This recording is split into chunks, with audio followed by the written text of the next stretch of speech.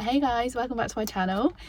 If you are new here, my name is Emily. I'm an online women's fitness coach, and today I asked on Instagram what you guys wanted to see from me for this week's vlog, whether you wanted to see a chatty Q&A or what I eat in a day.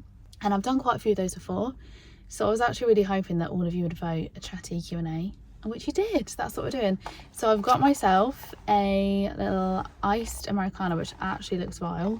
It's an iced Americano with coconut milk and sugar-free vanilla syrup because I am back on shoot prep.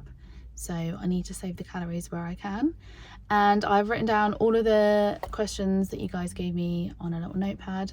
I'm filming on my phone today because I filmed on my camera last week and it decided that it wasn't going to record any audio, so that was great, and I just could not deal with that today, so hence why I'm doing it on my phone. I've written down all of your questions and yeah, I'm excited to get into it.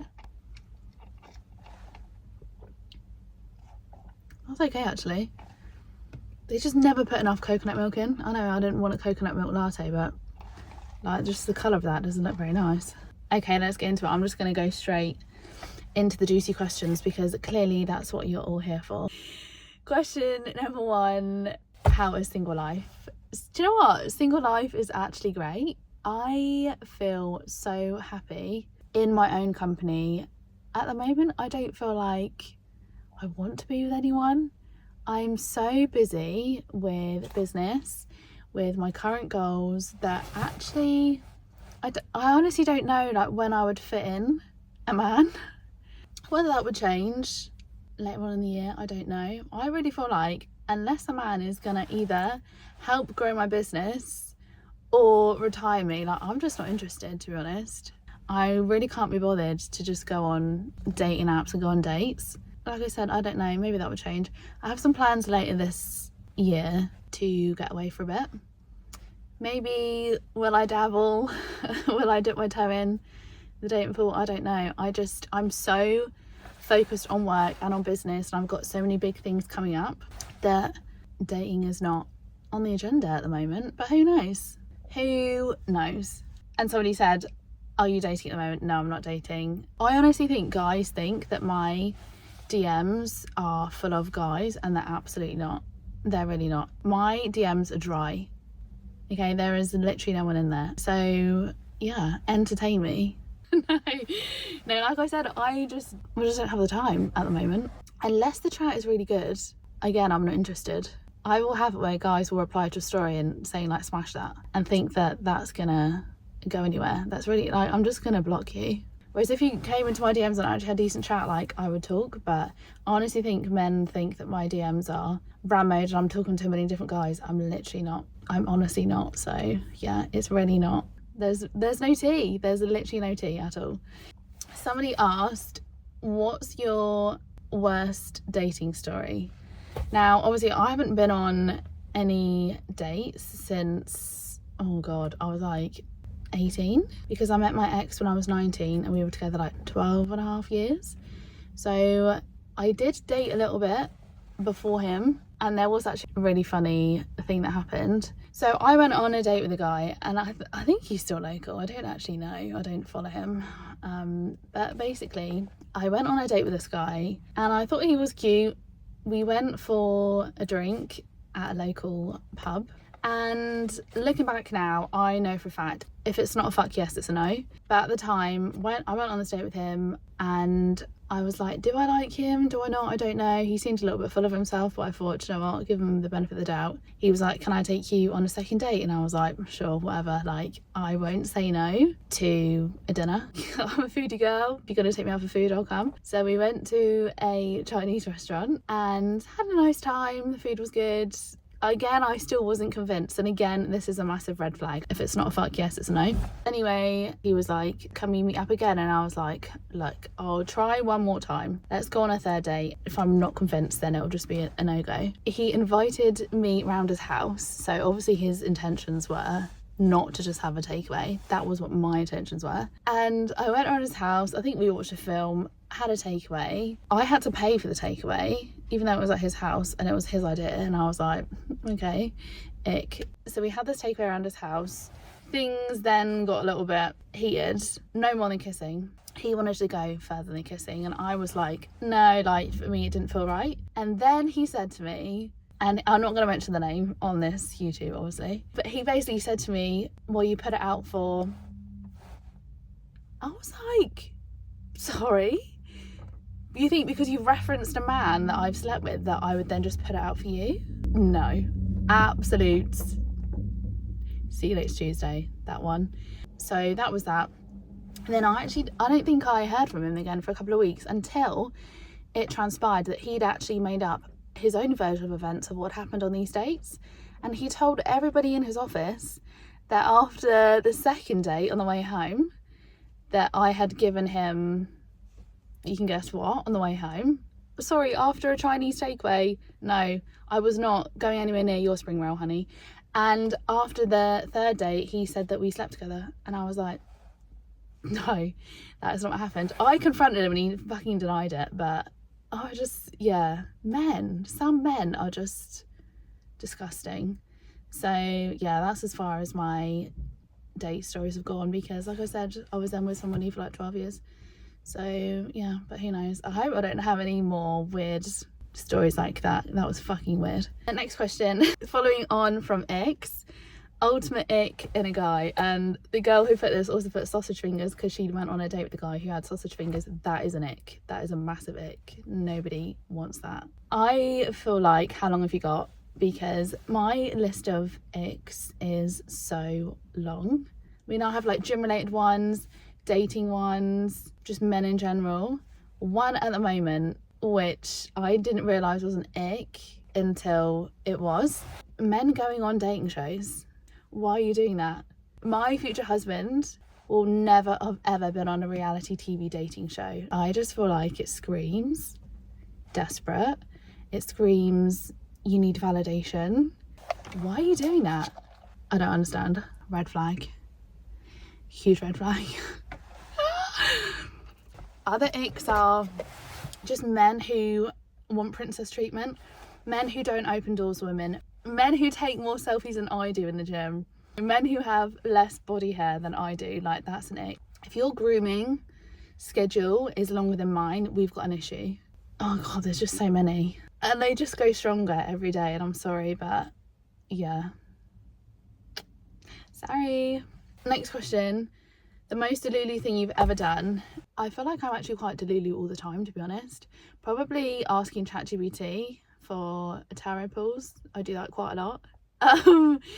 Just because why the fuck not? I feel like I'm very delusional in, like, I'm really big into manifesting. I'm really big into visualization, vision boarding. Some people think that's delulu. I don't think it is. I've manifested quite a lot of things that have come true. So yeah, like, you do you, honey. I have never regretted manifesting things into my life that have come true. So if you're not manifesting, honey, like, you're missing out. And be careful what you wish for, because I've manifested things and I thought there's no way this is gonna happen, and then it happened, and I was like, okay. So yeah, some things I'm not gonna share. Okay, right, let's do some fitness ones. A fitness myth you wish was actually true, but it isn't. Losing belly fat. I think all of us women especially wish that fitness myth was true. Fortunately it's not, but it would make us all very happy if that was actually the case. But yeah, if only we could drop belly fat, but unfortunately you can't choose where you lose fat from. Somebody asked, how many times have you cut and bulked to get where you are now? That's an interesting one. So the very first cut I did was for a holiday to the Dominican. That must have been about 10 years ago. And I did like a specific bodybuilding program for that. Lost a bit of weight. And then I'm sure I did like 8-week programs. So Grenade used to do these 8-week programs called Grenade A. I did those a couple of times. I've always done like cutting programs, as opposed to, I've never really done like a dedicated bulk, and I actually don't think I ever would, but I've always just, from when I started that Dominican shred, probably then over the course of 7 years, I would do a cut, then I'd put on weight, then do a cut, then put on weight, because I could just never maintain it. But over those years I became more confident with weight training. I was then actually pushing to the right intensity, and then when I did my part 1 of my glow up, which was January 2024. I actually really like pushed myself with my training. I really dedicated myself to the nutrition side of things. That's when I got my coach, and the biggest thing that changed that was my mindset. I actually believed that I could get the results I wanted. So yeah, I used to do like 8-week programs but never actually held on to the results afterwards, whereas now I have. And I'd say, yeah, the biggest changes that I saw were from January 2024 to now. So I did a cut from January 2024 to July 2024, and then I had the summer off, and then I prepped again for my photo shoot. So that was beginning of November for like 6-7 weeks. Then I took another chunk of time off, and then I did another shoot prep. I've done so many. From middle of January 2025 to end of March this year. And then I've kind of just been maintaining. I haven't been on like a set bulk. I've just been maintaining where I was. And now I've just completed week 1. We're back with my coach. I've got 8 weeks till my next shoot, which I'm not going to share the details on just yet. It's something I've never done before and I'm very excited. But the biggest difference this time is my mindset. That's the thing that's changed the most. That's the thing that's helped me keep the results and has affected everything, because my nutrition's been locked in. I used to track my calories and then eat things and then not track them. I think they wouldn't count. No, hun, that's not how it works.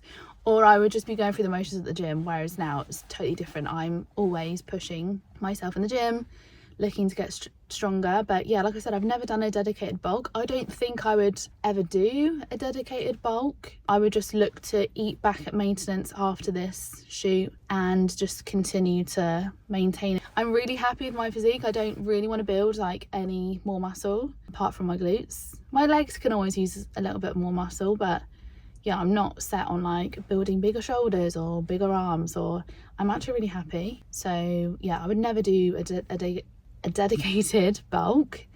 I just like to maintain where I am after a shoot. So yeah. Okay, next one, and I love this one. Most unhinged motivation for being consistent. Whether it's unhinged or not, but when you have a shoot, there is just this next level of motivation. I can't even put it into words. When you know that you're pretty much going to be next to like you're pretty much naked. You're not, obviously you have clothes on, but there's no hiding. When you are prepping for a holiday, you know, those last few pounds that maybe you didn't get, like, it doesn't matter, like nobody's probably going to see, and you can take the photos and take the angles of your selfies to, you know, to how you feel comfortable. But when you're doing a shoot and someone else is controlling the photos, there is no hiding. What I tend to do is I create vision boards for the shoots that really help me visualize how I want to look. I will create playlists on my phone that bring the vibe of the shoot, especially for this one I've got coming up. My playlist for this one is epic, and it's so funny because if I say what the songs are, it'll give away what the shoot is, so I can't. But they get me hyped when I'm on the stepper fighting for my life. I can't tell you, it doesn't matter how hard I find the stepper. Once I play that playlist, I'm locked in, because I can visualize how I want to look on that shoot, how I want the photos to be. Vision boards like Pinterest, I absolutely love. I create vision boards for like the look and feel, the outfits, the whole planning goes into it. Playlists, yeah, and then I just keep visualizing me on that shoot, how I want to feel on the shoot. So whether that's unhinged, I don't know. And then of course, like sometimes when I'm really, I can't be arsed, I'm like, do you know what? There are so many people that probably want me to fail. And I think of all the people that probably fucking watch this YouTube or watch my Instagram wanting me to fail. And I think, no, honeys, there's no way I'm letting you win. Yeah, that's maybe, is that unhinged? I don't know. I feel like that's just the norm. If you've got people that you know don't want you to do well. How do you stay so disciplined? One, I feel like it helps as my job. For me, that adds a pressure that is always going to be there. I want to look and feel my best.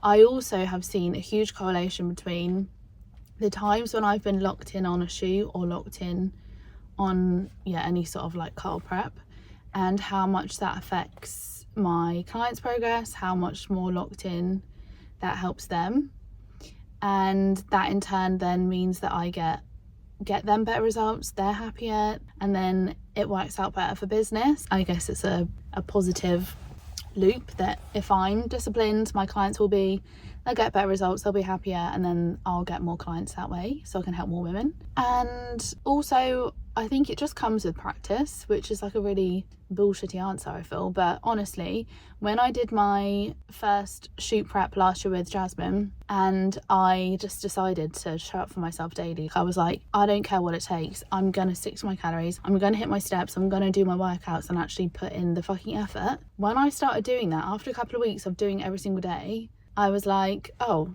I actually am doing it. So I think sometimes it just comes down to just the consistency of being disciplined. Makes it easier to become more disciplined, if that makes sense. It's like a muscle that you have to practice, and the more that you do it, the stronger that muscle gets, and it feels less about, oh, can I be bothered to go to the gym, and more like, we're going, like regardless of what my mood is, we're going. And don't get me wrong, like sometimes I'll be like, I can't be bothered, but I'll do it anyway, and other days I will genuinely wake up so excited to go to the gym. And I think a lot of that comes down to reframing how you see working out and bettering your body, because if you look at going to the gym like, oh, I have to go to the gym, like I have to move my body, when you reframe it to, I get to work out, okay, how grateful am I to be able to go to the gym and work out and move my body, it really just switches your mindset. And I will always guilt trip myself into saying, there's so many people that wish they could go to the gym and wish they could work out, but they're not able to, and that then puts a rock up my ass to go to the gym and just be like, stop being a moany little bitch and go and work out. So yeah, the more you practice it, the easier it becomes. Okay, absolutely love any food ones. Somebody asked, what's my go-to hangover food and what's my favourite gym girl meal? My go-to hangover food?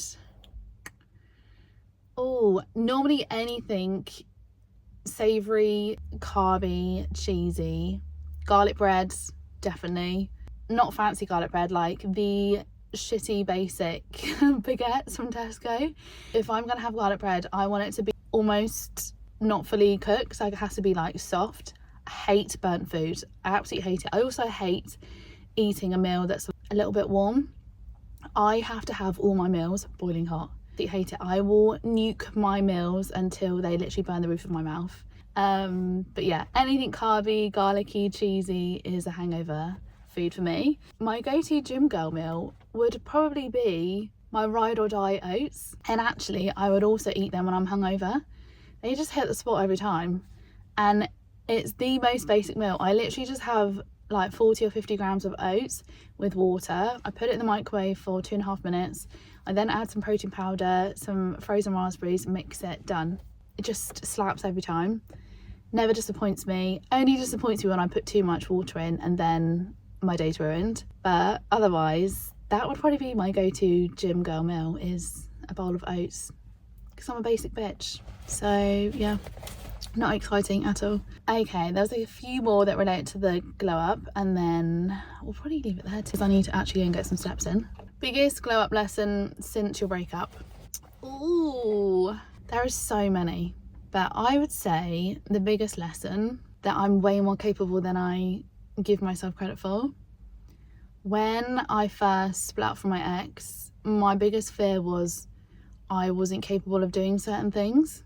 Some of that was internal self-belief, some of that was other people's input, but yeah, a big fear was not being capable, like not being able to do certain things. And it sounds so stupid when I say it now, but even when I was looking to change my car, I had such anxiety around getting a new car. I was like, I've never done that before. It's something that either my dad would have done or my ex would have done, and I put it off for ages. And then I just went online and did it, and then within 24 hours I found my car, sorted it out, paid the deposit, and it was on order, and I got it a week later.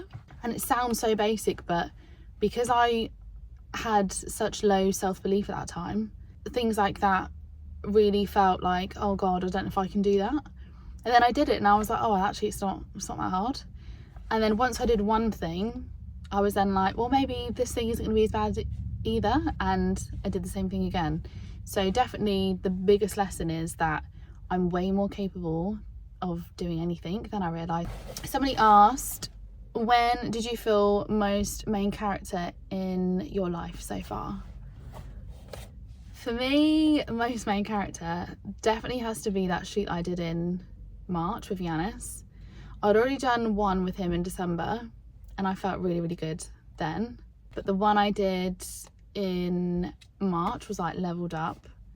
The outfits were way more risque, and that was my best physique to date, and I definitely felt main character then, to the point when even now I look back at those photos and I'm like, who the hell is that?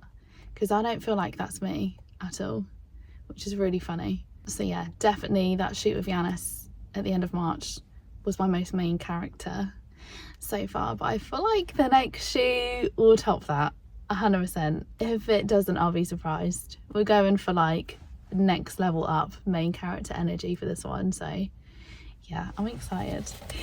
Last one. Ooh, I don't know how much of this I can share, to be honest, just because I like to keep some things close to my heart. Biggest dream you're chasing right now? There's a few, to be honest. I'd say the biggest dream I'm chasing right now, I've got some in business that, again, I really don't want to go too much into detail, but I'm launching the Aligned and Defined challenge and I have big goals for that one. I want that one to be like the biggest launch to date, and I feel like I'm on track for that, so that's really exciting. I'm also hosting my first ever Emily Randall coaching shoot with Yanis in October, so that's a huge dream and I want that to be like the best ever. I'll be taking off a solo trip later on in the year as well. That's a big dream, and that kind of ties into my biggest dream, which maybe I'll share when I'm there. But yeah, some of you girls know, some of you local girlies know what the dream is, but I just don't want to share too much of it yet, you know, evil eye and everything. I just feel so grateful and so happy at the moment. I feel like things are in a really good spot. Just focusing on what I can control, what makes me happy, just being super grateful for the life that I have. And I'm just really excited for what's to come later on this year. I feel like there's so many exciting things I can't wait to share. So yeah, but what is the time? It's 10:05. I have about an hour to get some steps in at the gym, and then I've got the ladies boxing class that I do every Sunday, so I'm gonna crack on and do that. But yeah, hopefully you enjoyed this little chatty Q&A. Let me know if there's any other topics you want me to cover. This has been really fun, just sitting in my car talking and just ignoring everyone else that's walking past that's clearly looking at me like, what the hell is that girl doing? I am going to film what I eat in a day this week for you to all see what I'm currently eating on my shoot prep. And I've also invested in a little tripod for the gym because I need to get over my fear of filming in the gym. I haven't done it yet at this gym, so we'll see how that goes this week. But otherwise, hopefully you have enjoyed this video. Thank you so much for watching. Please like and subscribe, and I will see you in the next one.